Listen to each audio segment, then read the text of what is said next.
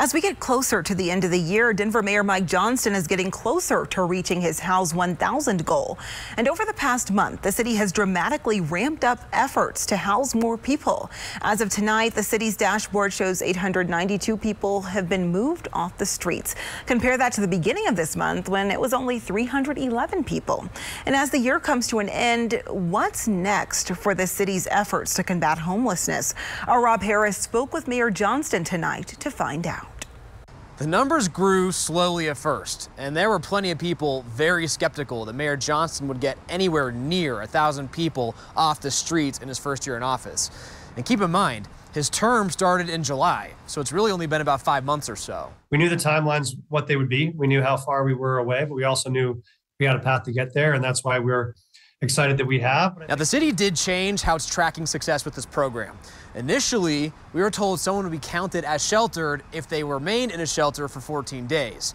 And then we were told they were counted right away. So as we're reporting these numbers tonight, can you confidently say that they are accurate and they give a all-encompassing picture of the House 1000 initiative? Yeah, we're 100% confident they're accurate. We're really grateful for all the work that our team has done to make this the most transparent, the most accountable structure. The numbers reported now show it looks like we'll either hit the goal of 1,000 by the new year or at least get very close. And Mayor Johnston says he's confident we're going to cross the finish line. If you drive through downtown Denver tonight and over the next few days, it's going to feel like a totally different place than it did 6 months ago. There will be no major encampments left in downtown Denver for the first time in as long as I can remember. There's another important number we're tracking.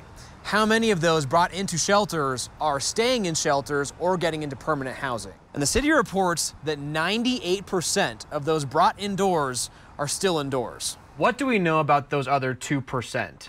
And are there lessons we can learn from those 2% so far as we move forward?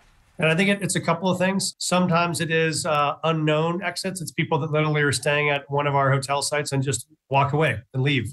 They don't have a cell phone. We can't keep in contact with them. We have one or two situations where someone might have either gone to an inpatient mental health or addiction-based treatment program. We see that as a potential positive. House 1000 for this year and then next year is a very ambitious goal.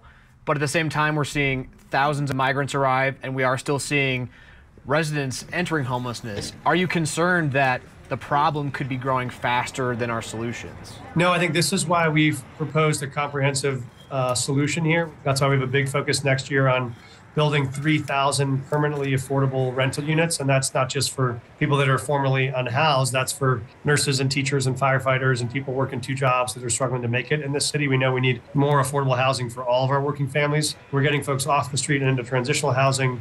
And we're moving folks from transitional housing up to permanently supportive housing all at the same time. And that was Rob Harris reporting. Now, according to the city's dashboard, there are currently 7 sites which provide housing to get people off the streets. Another micro-community site will open at the 31st at the Stay Inn near 38th and Peoria. And last week, the mayor told us that he's struggling to find new housing sites that work for the entire community and that he understands people's concerns about them. I understand it. And I think when I talk to people individually, a lot of the fear they talk about is the fear and the frustration of what their experience with street homelessness is right now in Denver. We think there is urgency to do it, but there's also thoughtfulness in making sure we do it right. 2 other sites downtown and in southwest Denver won't be ready to open by the end of the year. The mayor's senior homelessness advisor says that they need more time to set them up. They're expected to open in late January.